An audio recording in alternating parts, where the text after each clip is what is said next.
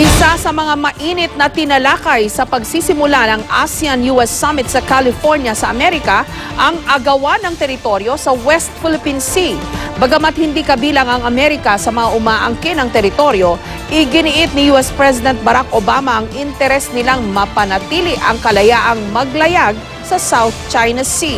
Live mula sa California sa Amerika, may report si Lay Alves. Lay? Jessica, sa unang pagkakataon nga ay ginaganap ngayon dito sa Amerika ang ASEAN-US Summit. Sa pulong ay binigyang diin ni Pangulong Aquino ang kahalagahan ng pagtataguyod ng rule of law sa West Philippine Sea. Dito sa Marangyang Desert Estates na Sunnylands sa Rancho Mirage, California, sinalubong ni US President Barack Obama ang 10 leader ng Timog Silangang Asya. Itinuturing na Camp David of the West ang Sunnylands, kaya naman espesyal ka kapag dinala ka dito ng pinakamakapangyarihang leader sa mundo. Ang Camp David ang retreat house ng Presidente ng Amerika na matatagpuan sa Maryland.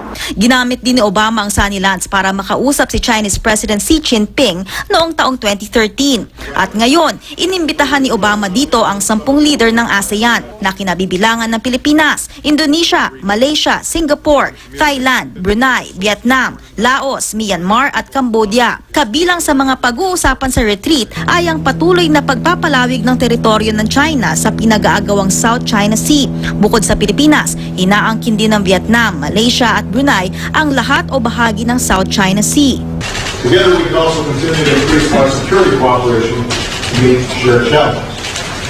In recent years, the United States has increased our maritime security assistance to our allies and partners in the region, improving our mutual capabilities to protect lawful commerce and respond to humanitarian crisis. Bagamat hindi claim at sinabi na ng Amerika na malaki ang interes nitong mapanatili ang freedom of navigation sa South China Sea.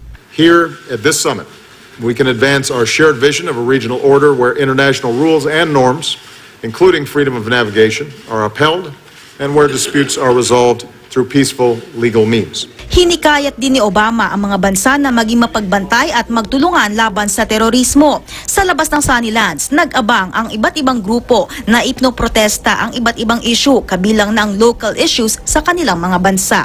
Ito ang unang pagkakataong ginanap sa Amerika ang ASEAN-US Summit sa inisyatiba na rin ni President Barack Obama. Mahalaga ang Timog Silangang Asya sa interes ng Amerika, kabilang nasa mga hakbang nila tungo sa rebalancing of powers sa Asia-Pacific region. Sa bahagi ng Pilipinas, nais nitong makuha ang patuloy na suporta ng Amerika sa pagtataguyod ng rule of law sa West Philippine Sea.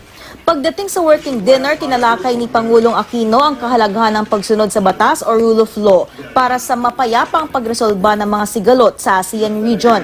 Ayon kay Secretary Sonny Coloma, nagpahayag din ng pagkabahala ang mga leader ng ibang bansa kaugnay ng militarization sa South China Sea.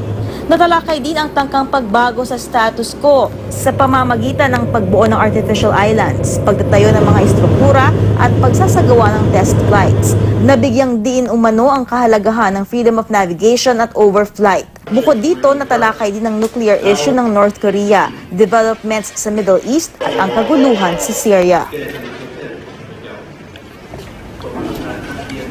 Jessica, sa pulong bukas ay pag-uusapan naman ng mga leader ang pagpanatili ng kapayapaan at seguridad sa Southeast Asian region. Jessica? Lay, correct me if I'm wrong, pero parang ngayon ko lang narinig itong ASEAN-US Summit. Jessica, itong ASEAN-US Summit ay nagsimula noong 2012, pero nitong November 2015 ay iniangat yung ugnayan ng ASEAN at US into a strategic partnership. Ang ibig sabihin nito ay mas matatag na pinapatatag nitong strategic partnership yung ugnayan ng ASEAN at US. Katulad nga sa issue na ito ng maritime security sa West Philippine Sea at South China Sea, Jessica. Unified ba ang stance ng ASEAN against yung paggawa ng China ng artificial islands at yung pananatili ng freedom of navigation ng lahat ng mga bansang dumadaan sa South China Sea? Kasi I still remember nung naganap yung ASEAN Summit sa Cambodia, parang pinagkaisahan o na-strategize ng Cambodia ang Pilipinas dun sa summit na yon na parang pumabor sila sa China. Dito sa ASEAN-US Summit na ginaganap ngayon, unified ba, nagkakaisa ba ang mga bansa ng ASEAN against China? By the looks of it, Jessica, no, mukhang talagang unified yung ASEAN at US dito sa issue ng maritime security sa West Philippine Sea at South China Sea. Nauna na rin nila itong naipahayag noong ASEAN-US Summit na ginanap sa Malaysia noong November 2015. Kaya bukas, inaasahan natin yung paglalabas ng outcome document ng mga leader na maglalaman ng Declaration of Principles ng ASEAN at US sa mga issue at kabilang na nga dyan ang issue ng South China Sea. Jessica. Maraming salamat sa iyo, Lay Alves.